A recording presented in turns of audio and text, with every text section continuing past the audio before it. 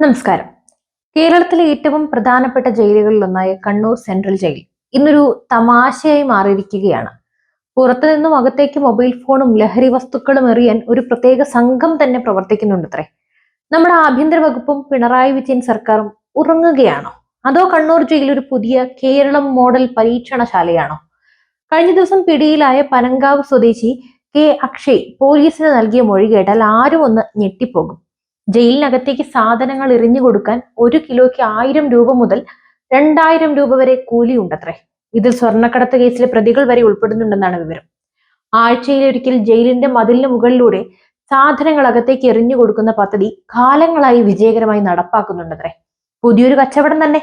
നമ്മുടെ ജയിലുകൾ കുറ്റവാളികളെ തിരുത്താനുള്ള ഇടമാണോ അതോ പുതിയ ബിസിനസ് സാധ്യതകൾ കണ്ടെത്താനുള്ള സ്ഥലമാണോ? ഈ പ്രശ്നം ഇതാദ്യമായിട്ടല്ല പുറത്തു വരുന്നത്. സൗമ്യ വധക്കേസ് പ്രതി ഗോവിന്ദച്ചാമി ജയിൽ ചാടി പിടിയിലായപ്പോൾ പറഞ്ഞ കാര്യങ്ങൾ ഓർമ്മയുണ്ടോ?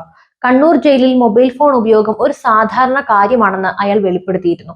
അതിന്റെ അടിസ്ഥാനത്തിൽ ജയിൽ സുരക്ഷ പഠിക്കാനായി സർക്കാർ ഉദ്യോഗസ്ഥർ ഒരു അന്വേഷണ സമിതിയെ നിയോഗിച്ചു. ജസ്റ്റിസ് CN രാമചന്ദ്രൻ നായരും ജേക്കബ് പുന്നൂസും അടങ്ങുന്ന ഒരു സമിതി ജയിലിൽ പരിശോധന നടത്തി മടങ്ങിയതിന് തൊട്ടു പിന്നാലെയും ജയിലിൽ നിന്നും മൊബൈൽ ഫോണുകൾ പിടികൂടി. അതും കല്ലിനടിയിലും ബാത്റൂമിലെ ജനലിലുമൊക്കെ ഒളിപ്പിച്ച നിലയിൽ. ഇങ്ങനെയെല്ലാം സംഭവിച്ചിട്ടും ആഭ്യന്തര വകുപ്പ് എന്ത് നടപടിയാണ് എടുത്തത്? ഒന്നും സംഭവിച്ചിട്ടില്ല എന്ന മട്ടിൽ എല്ലാവരും ഉറക്കം നടിക്കുകയാണോ? ഒരു വശത്ത് വലിയ വലിയ വാഗ്ദാനങ്ങൾ നൽകി കേരളം സുരക്ഷിതമാണെന്ന് സർക്കാർ വലിയ വായിൽ വിളിച്ചു പറയുന്നു. മറുവശത്ത് സർക്കാർ നിയന്ത്രണത്തിലുള്ള ഒരു സ്ഥാപനത്തിൽ പോലും ഒരു ഫോൺ ഉപയോഗം തടയാൻ അവർക്ക് കഴിയുന്നില്ല. ജയിലുകളുടെ ചുമതലയുള്ളത് ആഭ്യന്തര വകുപ്പിനാണ്. അതിന്റെ തലവൻ മുഖ്യമന്ത്രി പിണറായി വിജയനും. എന്നിട്ടും ഇങ്ങനെയൊരു സംഭവം എങ്ങനെ കാലങ്ങളോളം തുടർന്നു? അന്വേഷണ സമിതി നൽകിയ റിപ്പോർട്ടുകളും ശുപാർശകളും ചവറ്റുകുട്ടയിലിട്ടോ അതോ ആ റിപ്പോർട്ടുകൾ പൂഴ്ത്തിവെച്ചോ? അക്ഷയുടെ അറസ്റ്റ് വെറുമൊരു മഞ്ഞുമലയുടെ അറ്റം മാത്രമാണ്. ജയിലിനകത്തിരുന്ന് ഈ ഫോണുകൾ ഉപയോഗിച്ച് ആരെല്ലാമാണ് ഈ റാക്കറ്റുകൾക്ക് സഹായം നൽകുന്നത്? ഈ ഫോൺ കോളുകൾ ആരുടെയെല്ലാം ഫോണിലേക്കാണ് പോകുന്നത്? ഇതെല്ലാം സർക്കാർ അന്വേഷിക്കുമോ അതോ ഈ വിഷയവും പതിവ് പോലെ തേച്ചു മായ്ച്ചു കളയുമോ?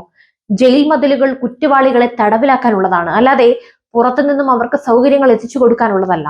ഈ സംഭവങ്ങൾ കേരളത്തിലെ ആഭ്യന്തര വകുപ്പിന്റെ കഴിവില്ലായ്മയും കെടുകാര്യസ്ഥതയുമാണ് കാണിക്കുന്നത്. പുതിയ കേരളം കെട്ടിപ്പടുക്കുമെന്ന് പറയുന്ന സർക്കാർ ആദ്യം സ്വന്തം വകുപ്പുകൾ വൃത്തിയാക്കണം.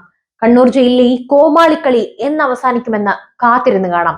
എന്തായാലും നിങ്ങളുടെ വിലയേറിയ അഭിപ്രായങ്ങൾ കമന്റ് ചെയ്യൂ. മറ്റൊരു വിഷയമായി വീണ്ടും എത്തും വരെ നന്ദി.